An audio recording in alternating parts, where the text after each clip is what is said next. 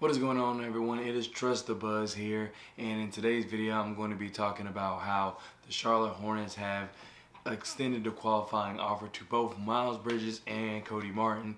Now on this channel I'm going to have a lot of videos, especially with free agency right around the corner, videos about Miles Bridges. So this video is not going to be really about Miles Bridges. I actually want to talk about Cody Martin.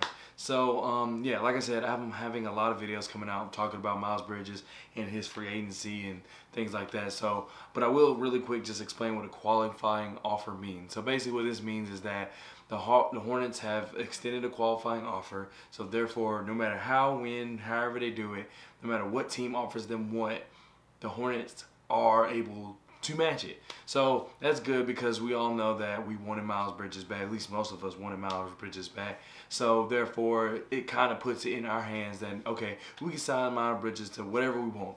And I think going into this free agency, we all know that Miles deserves to get whatever he wants.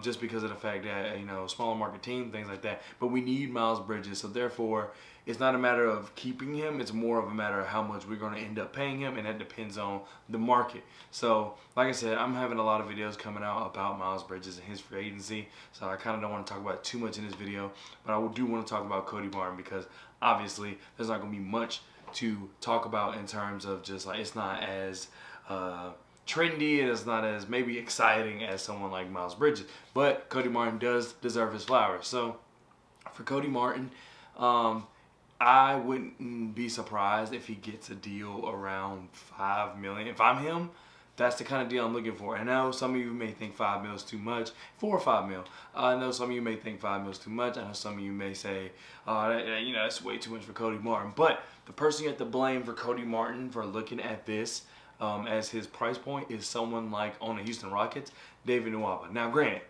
the Houston Rockets and the Charlotte Hornets are in completely different scenarios. I mean, I will say that the Houston Rockets kind of were where the Hornets were like 2-3 years ago.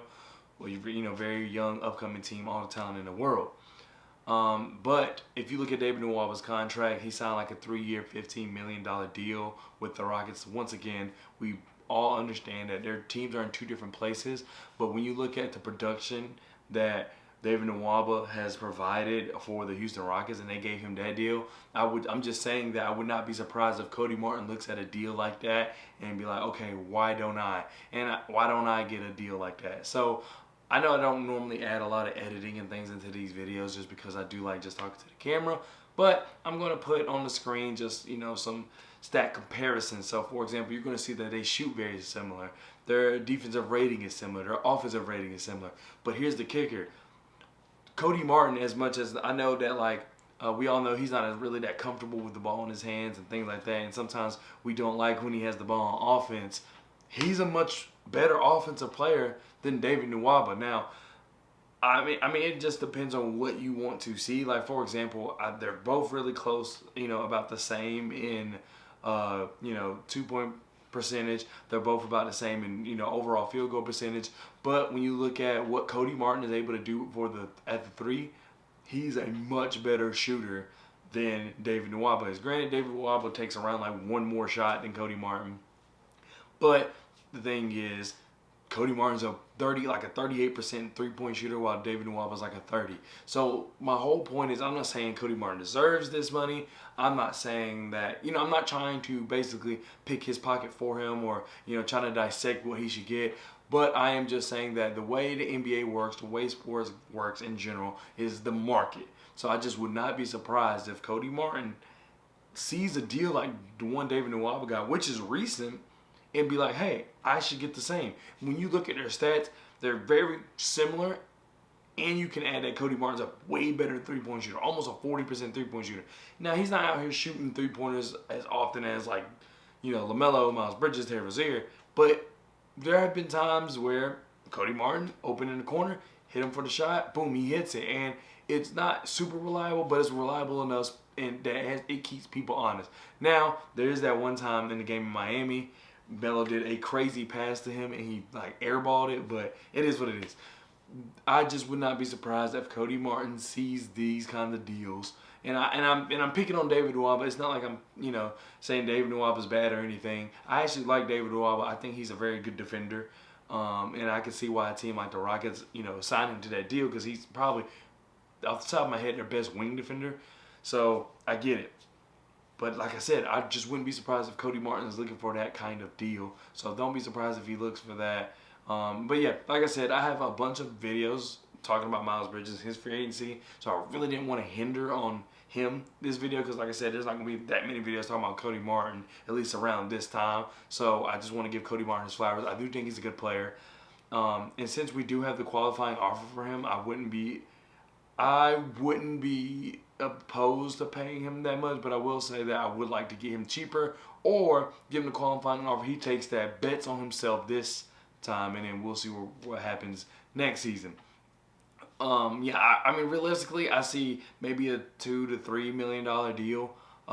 Maybe 3 years, $10 million, $12 million, something like that. That's kind of what I see. But like I said, we don't know. But if I'm Cody Martin, I'm looking at a David Nwaba type deal, and that's kind of the money I'm requiring. But I also will see where Cody Martin can take a pay cut, or not, maybe not a pay cut, but not ask for that much, because of the fact that he doesn't want to bet on himself going into next year, especially with a new coach, especially with new philosophies, especially with a new rotation, and maybe, hopefully, a better built roster.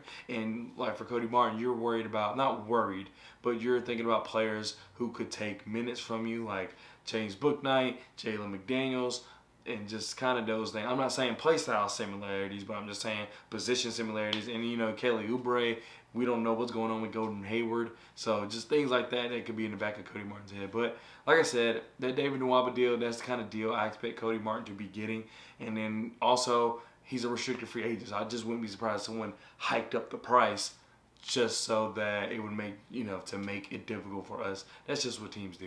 But anyway, once again, that does it for this video. I have a lot of videos coming out. Thank y'all so much. Really, thank y'all so much for watching my thoughts on the Steve Clifford press conference. That video is doing super well, so thank you so much. I'm at 43 subscribers, and I want to get to 100 by the end of August. So please help me out by hitting that subscribe button down below and liking the video for the YouTube algorithm, because those are the best ways you can help support this channel where I bring you daily Charlotte Hornets content. So once again, thank you for watching, and I'll see you next time.